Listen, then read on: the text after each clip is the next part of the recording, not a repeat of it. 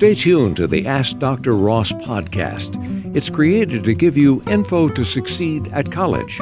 Our hosts are highly qualified. Dr. Catherine Ross is a member of the University of Texas System's Academy of Distinguished Teachers. She's also a popular professor of 19th century English literature. Co-host and multimedia editor Nathan Witt provides a student perspective. Ask Dr. Ross is a community service of the University of Texas at Tyler. Hello, I'm Catherine Ross. This is a podcast for families and students, those who are in college, those who are thinking about going to college, and even older adults who might think about going back to university. We're real interested in hearing about your experiences, and we want to try to answer as many of your questions as we can. If you would like to ask Dr. Ross a question, email her at adrquestions@gmail.com. Today, we're going to talk about advising. Dr. Ross, you had said in a previous episode that the UT systems found that the three key elements to student success were Finances, advising, and belonging. great. So we talked about financing last episode. This episode, we're going to talk about advising. What do people need to know? What people have to get advised for is what to take, when to take it, and how to graduate. And a lot of folks don't realize there's actually a plan here. We start with the core curriculum, which is set up by the state, and it's 42 hours. It's so weird. Colleges' courses are measured by hours, and so one course is 3 hours. If you get this number in your head, 120 hours, which is basically, if you divide it by 3, it's 40 courses.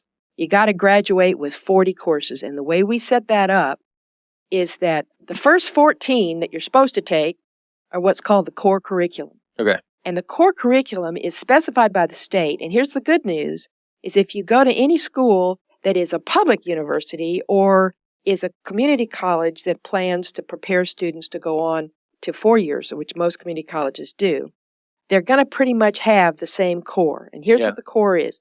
It's a certain number of English classes, writing classes, science classes, math classes, social sciences, history, politics. Most people can get some of that done, as we've said already, in high school.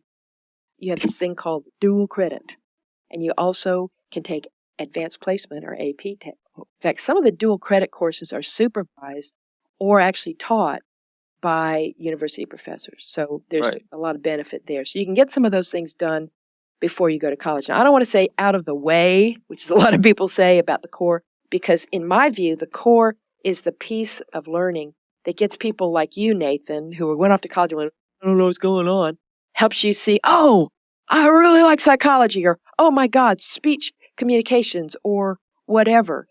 And if you don't have the opportunity to take all these little courses, then you haven't had the taste of all the things that this amazing university offers you.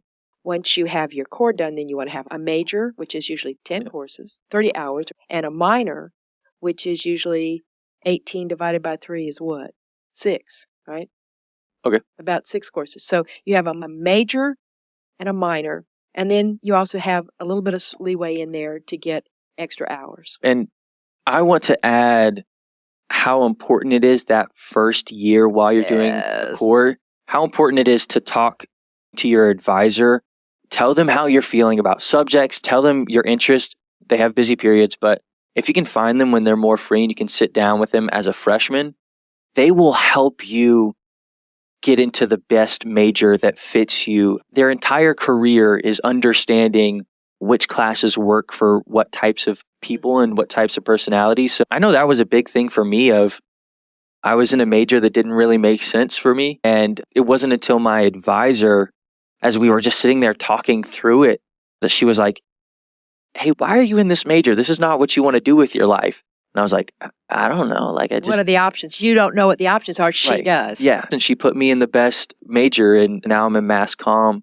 It's led to me having this job here, working with you. They know what they're doing. Yeah. And you can't expect a kid going off to college to know all the options that are available. That first year, what your advisor will do, if you will get yourself to their office, they will give you what we call a degree plan. And the degree plan will outline all of this. They'll show the major, and here's what the major requirements will be. Yeah. And then that you do have to have a minor so that you have something a little off there. So a lot of times, for example, an English person will have a minor in a foreign language or a minor in history, which is perfect. I've also had students who are majors in English who had a minor in business, and boy, did that click for them. Yeah. And so that degree plan created by that initial advisor will be something you can guide through, and it will help you make sure that you meet all the benchmarks. And the other thing is they'll try to keep you at a 15-hour or a 5-course a semester schedule so that you can get through in 4 years. Wow. Yeah. Also, especially for students from a small town or students who really just haven't seen much of the world, you don't realize how many jobs are out there, how many paths there are out there. I mean, what I'm doing right now as a show producer, I did not know that this was even a potential career you could go into. There was no chance of me even exploring as a high schooler if this was something I was interested in. I didn't know it existed. And that's the other advantage of really sitting down, talking to your advisor about what your interests, your hobbies, those kind of things. Because they might hear that and say, oh, have you ever heard of this? This is a whole career. And most colleges have a career counselor, too. For example, the College of Arts and Sciences advisors yes, they do. I did not know that. Right down the hall around the corner is Dawn Dierion's office. Yeah. And she is the career counselor. She had a session yesterday for everybody in the English department to come in and sit down and talk about all the things that that she knows about that you can do as an English major that didn't include teaching and writing. Cool. So the advisors know about that, and they can both read you and direct you, but they can also direct you to other resources like not only the career advisor, but also to the financial aid people, which we've talked about already. Yeah. In fact, why don't we have Michelle Gonzalez tell you how she defines her job? Advising is how we are able to help students graduate in a timely manner. I think a lot of people are still in the belief that there is a 4-year schedule, must graduate in 4 years.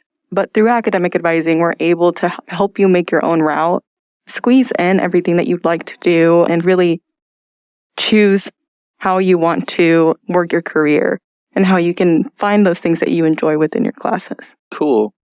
So we asked, how do students first meet with them? So if they're an incoming freshman, now it'll be orientation. That is the first interaction we have. There's a couple of holds that they have to take care of anyways that we can't really override, but we are integrated into orientation. So that's the first time a freshman will see us. Here's one of the biggest problems people have in graduating is they missed out on a requirement. They didn't know that was a requirement. Yeah. And the other thing is sometimes if you miss out and you come trying to catch up, you can't always get the course you want the semester you think you need it. And so you need to be planning ahead. The teaching schedule is this crazy mix of a million courses in different times of the days and nights and online and offline or hybrid or whatever. And sometimes you can't always get the course you want. I remember I went to UT Austin and I wanted to study John Milton, Paradise Lost. The professor that I wanted to study with took a sabbatical the first year. Oh, no. Second year, he didn't offer it in the times when I was available. And by my third semester, I had moved away from Miltonic studies to Romantic studies because I just couldn't get into the classes. It turned out it was a good thing. But anyway, once you get that core done, somewhere in the core time, you better be picking a minor and a major. And when you get a major advisor, that'll be the person in the department who's a professor who knows the other people in the department, knows the schedule of everything, and also knows you. We talked to Wes Woods, one of my students, about how he got his English advisor. It's a pretty interesting story. I had her in a class. I just happened to take one of her classes, and she had ended up emailing me and just saying, if anybody needs advising help, go ahead. I was like, well, this woman seems pretty smart. I'm going to ask her. And it was just on from there. Yeah. So I've been just going to her every time. She'll send out a little reminder when it's about time. Are y'all ready to start your advising? And I always respond. Yeah, that's nice. So the next thing people need to understand is there's a certain limit on how many years you can be in college. We want you to graduate on time. Part of our job as educators is to get you through on time. And one of the biggest problems for that is so many of you all have to work. So many students have to work. And I know that's a problem for you, right, Nathan? Yeah. I would say it's a big hurdle. Yeah. The good news on that is that we now offer classes at all different times of the day. That's true. And we've also, so they're night classes if you work during the day. If you work at the night, they're daytime classes. We also have a lot of online classes now that we've tried to set up. And we try to accommodate. We talked to Michelle Gonzalez, the academic advisor, about that issue. And here's what she said. Depends on what their major is, and again, what they wish to achieve in their career. With a lot of my biochem majors, I'll see them do 4 years. Some willingly do 5. And sometimes the students come in with dual credits or stuff like that. They're able to graduate sooner. Again, some people choose to hang out a little bit longer to get to do some fun stuff while they're here. So it just really depends on what they want to do and how they choose to incorporate that into their career. We have all these advisors out there, Nathan, and the problem a lot of times is that students don't connect with them or students don't realize their value. And I asked Michelle, what is her biggest issue? I think it's always just been student communication. I think we have a very negative reputation in the regards that we unfortunately have to deliver all the bad news. There's no one else out there that's going to tell you, hey, sorry, you actually can't graduate in the 3 years that you expected to, or hey, you have to retake this class, or hey, you're on academic probation. All of that comes from me. So a lot of students, a lot of the times don't want to come see me because they think, oh, she's just going to tell me something bad. If they change their major or whatever it is, I'm the one that has to say, hey, sorry, you have to start from scratch. So that's a lot of the issues. And then, I don't think students know how to utilize us. I think a lot of the times they think we're the only resource when we're not. Just students not utilizing us as much as they should in the ways that they should. We're here all year long. So we're here. If halfway through the year you want to say, hey, what does my graduation track look like if I want to do this? We can meet with you. I'm super busy when enrollment opens because everyone is trying to get in with me. But I'm able to meet with you 2 weeks before enrollment. I'm able to meet with you throughout the summer. There's a lot of different opportunities that students don't use up. I think that's big. That's something I mentioned early on is get in that gap when she's not super busy. Yeah. And the other problem that a lot of students have when especially we have a lot of transfer students in the state universities these days because community colleges have become a very popular route into the universities. Yeah. But the handoff from the community college to the 4-year university is sometimes a bit of a problem. Michelle talked about that problem for us too. But if you're doing dual credit or if you're a transfer student, what'll happen is you'll get credit hours for it. But some of the courses we might not be able to apply directly to your major. So they'll just go down as electives. So one thing I want to explain about that is that, for example, you might have taken a course in anatomy and physiology as a high school student or maybe even at community college. You decided to be a history major. That course is not something you might use in your major, but as Michelle says, it's going to be credit hours. Yeah. 10 courses in the core, 10 in the major, 6 in the minor, and 10 extra electives adds up to 120 hours. Okay. 40 classes. The best advice that I can give you as a teacher is to educate yourself about this stack of things you have to do, that there is a core, that there is a major, there is a minor, and then there's also electives. Now, the other thing is that within every major, there are going to be requirements within the major. Yeah. And for example, in English, you have to have an introduction to the course. In history, you have to have a historiography course. But also, there'll be like distribution requirements within the major so that you have to take a certain early history or later history. You have to take a certain political theory course or whatever. Yeah. So that's when you have that English advisor or your major advisor helping you figure it out.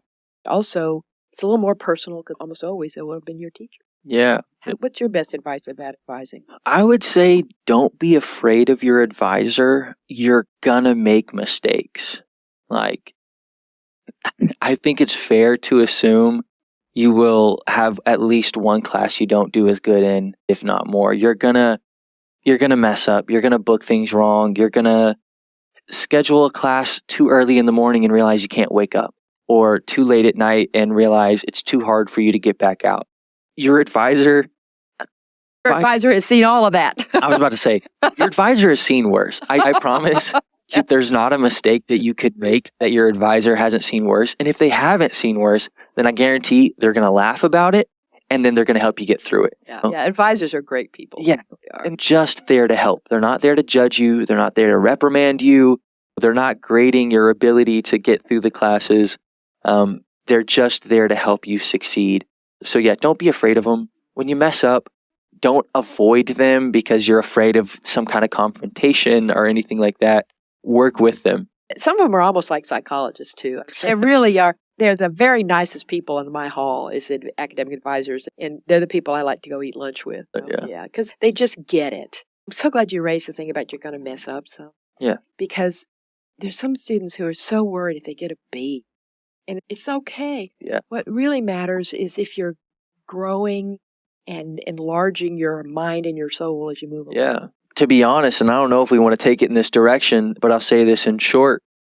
When you go out into the real world and get a grown-up job, they just want to see that you got the degree and check that off the checklist. They're more concerned with your experience or your portfolio or your ability to work in a team. Yeah. One of the biggest things I've heard employers say is, can I teach them? Because they're going to have to train you to work with the way they do. Yeah. And it's funny, I have one of the hardest things some students have, some freshmen especially, is they have a hard time adjusting to change.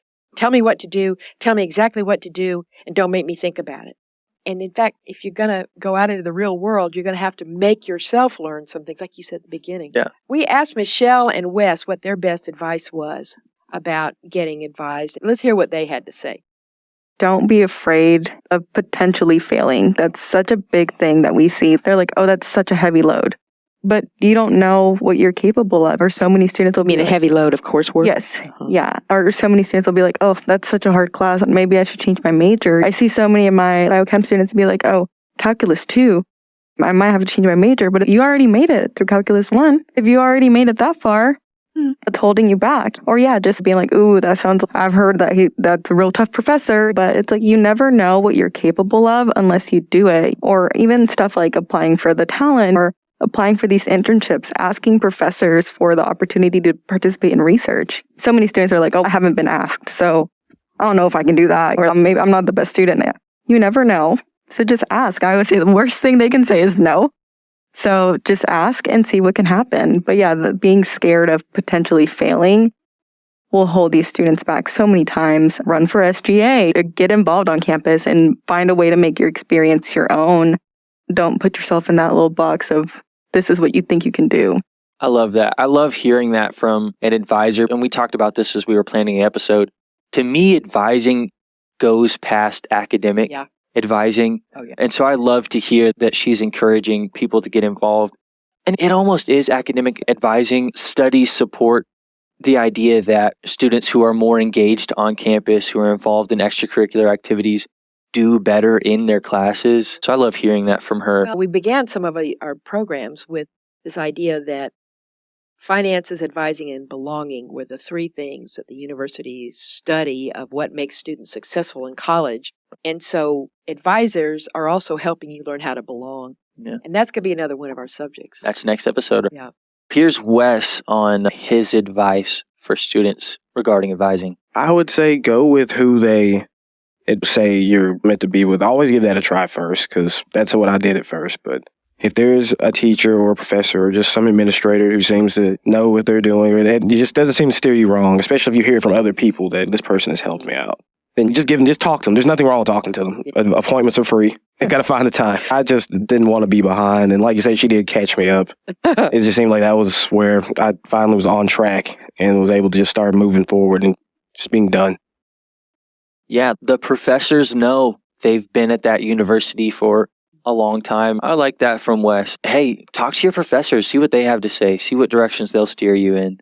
We talked earlier about how the financial offices, the one-stop shops at universities, those are available year-round, and they're also available to people before you even enroll. You can go and talk to folks at the universities about what it's going to cost. You can also talk to these advisors about what you need to be studying. There's all these amazing people that are available to the university community that a lot of people don't even know they exist. I learned today that the career advisor was a thing. Yeah. And I will be seeing them. This is one of the goals of this podcast.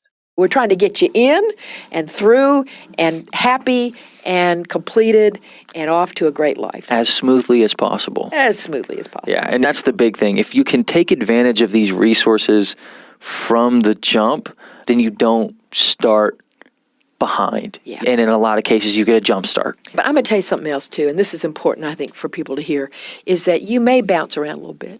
You may waste a few credit hours. Yeah. I think Wes thought he was going to go into medicine. I thought I was going to go into medicine. I thought I was going into something too. Yeah, Something different. and then you realize, oh, there's something else out there that I actually think is more interesting and I'm better at. And that's okay to do a little jumping around. The good thing is there's a little bit of wiggle room. There's a 10-course wiggle room in the 120-hour graduation requirement. You can mess up 10 times, take 10 courses, don't matter at all, Right. and still graduate with a real good degree. And frankly, I think that just about anything you take at a university is going to benefit you sometime in some way. If nothing else, you learn you didn't like it. Yeah, there you go. If you have any questions, email us at adrquestions@gmail.com. Thanks so much for listening. Thank you. See you next time.